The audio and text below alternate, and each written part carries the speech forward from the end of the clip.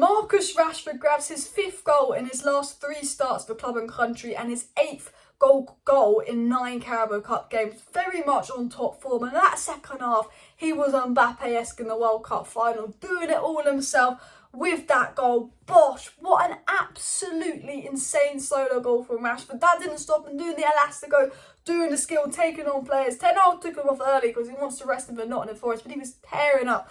When Rashford came off, the game just died out. But you know what, people? Rashford isn't even my man of the match.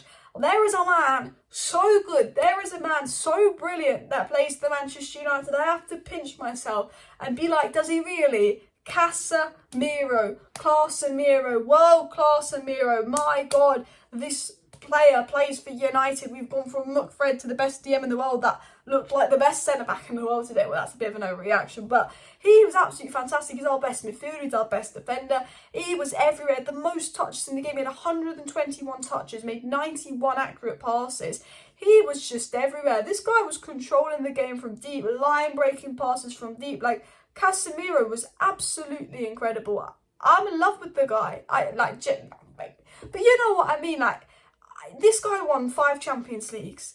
He's still at the top of his game at 30, elite mentality. He sees United lose 4-0 to Brentford, and he rings up John Murter and goes, I know you just lost 4-0 to Brentford, but I still want to come to United. I still want to be part of this project because I believe I can be part of this project. He didn't take the easy route, let's go PSG or Bayern. We lost 4-0 to Brentford, he came to United because that's his mentality. Ten Hag said bringing in Casemiro changes the mentality of the dressing room because that's his mentality. He's got that elite mentality. And not only has he got that elite mentality, on the pitch he's just incredible. You can just tell he's so experienced, so cool, so calm, collective. Like, whenever Casemiro plays, you know you're getting at least a 7 out of 10.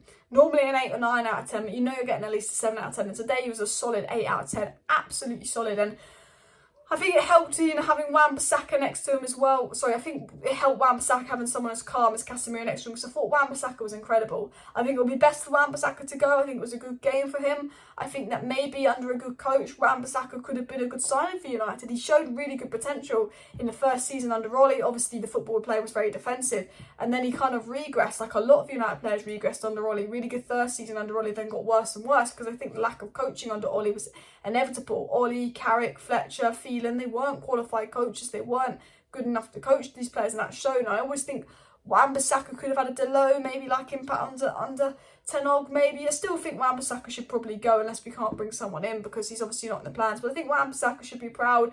Had a really good last game for United, if that is his last game. I think he probably will play against Nottingham Forest because of questions over Delo's fitness. But I want to talk about the coaching at United in a more positive sense and just talk about Rashford. We brought in Benny as a striker coach. I look at Rashford and he was awful with his back to goal. Even when he was in form, he was brilliant on the left wing, but poor at striker. But you can really see Rashford growing in his decision making as well. I think, a big part of it's Ten Hag, a big part of it's Rashford as well, to get his confidence back, to be playing that well. Rashford really sat down in the summer and worked really hard. I think Ten Hag's had a big impact as well, believing and playing Rashford and coaching him. But I also think it's not just Rashford, but I think the coaching that's come in with Ten Hag's a lot better, because it's Rashford's decision making. I've always known Rashford was quality, and what I always said about Rashford is I never called him Rashford. I said people forget that there's quality in form, and Rashford was a player that was never bad. He was out of form. And now, when Rashford's in form, he's unplayable. When Rashford's in his best form, he is Mbappe-esque. He is unplayable. The thing is, he's inconsistent. But, we're seeing Rashford in his best form today. Absolutely incredible. There's no doubt that Rashford in form is incredible. It's about consistency, keeping him in form. We know the quality's there, but I can see little improvements, not just in quality, but decision-making, runs, things he's doing off the ball, even his striker positioning, because I think he's better as a winger. Benny, who he brought in as a coach, I think is having a really good impact. I know Martial was quiet today, but I think he had a good impact on Martial. Garnacho's coming through as a young attacker, looking good. I thought Anthony, when he was on the ball, actually was quite impressive as well. Was quite impressed with Anthony, actually. McTominay effed up that good move. We haven't seen loads of Anthony, but you can see he's quite electrical on the ball. Goalie made a good save against Anthony. I think Garnacho was very impressive for me. I know Garnacho missed that sitter right at the beginning of the first half and took a poor touch, but what I love about Garnacho is he's so direct. Whenever Garnacho gets the ball, it's drive, run at players, directness, and I absolutely love that from Alejandro Garnacho. I think he's an incredible kid, buzzing with confidence. I'm so upset he didn't score, because he was so close to scoring. It was a very good save from the Burnley keeper, and I think it would have been brilliant if he scored, because he's just absolutely been on it. It's been on a new level, just tearing people apart, the energy, the pace. Like, I think Garnacho is an absolutely fantastic player, and hopefully we see that in Sancho. Everything that Garnacho is doing, I want to see Sancho do. It's what Sancho used to do. I don't think it's ever been as direct as Garnacho, but you can see the confidence, and I think, you know, with a lot of our attackers, it's about confidence. Rashford gets the ball ready to run at people. Anthony gets the ball ready to run at people. Garnacho gets the ball ready to run at people. I've always said this, I believe there's a top player in Sancho. He's at that training camp looking to get back at his best. Anthony and Sancho as right wing options. Rashford and Garnacho as left wing options. Maybe Martial and hopefully a striker, if not Gakpo, as striker options would be, you know, 2 young, hungry players in each of the positions of the front three. Really young, really hungry, really energetic players. And I have to say, you know, that would look very good, and then we'd get a big striker in the summer, because I still think we need a long-term striker. We have to invest in January though, because you can see as soon as you take one of those players off like Rashford, the form dips. Anthony Elanga is not United level. He needs a championship loan, and we're an injury away from actually Elanga coming on and being our impact player off the bench. And, you know, as soon as, you know, the subs came off like Rashford and Martial, we weren't at the same level, because Elanga's not Rashford. He's not at that level, and no disrespect to Elanga, I like him, but, you know, maybe he'll be United level in the future, but not right now. He needs a championship loan. As well as an attacker, we definitely need a midfielder. I think, you know, Casemiro not being in midfield, McTominay doesn't have as much control. McTominay had some good moments, some good tackles, some good passes, got an assist, but my God, there was points in that game where I was like, is Scott McTominay playing for Burnley today? The amount of times he gave the ball away or fluffed the shot or fluffed the touch, frustrating. But I looked at today and I think we did need like almost Sedan Iqbal. We needed a player that kind of, basically we needed Frankie de Jong, and I hate saying that, but, and I'm not saying that because Ten Hag would say that, but we needed Frankie fucking de Jong. Do I think we're going to like beg? If we don't get Frankie de Jong, we should go for Enzo Fernandez, and the closest we have to that is probably Sedan Iqbal at United. We needed a player that is quite good under press, that can carry the ball out, and I just think that's what we were missing in midfield today. We were missing that little energetic ball-carrying midfielder that's very good under the press. Someone like Sedan Iqbal, ideally a Frankie de Jong, Enzo Fernandez. And long-term, we do need one of them. I like Eriksen. I think Eriksen, Bruno, Casemiro midfield three can easily work to the end of the season.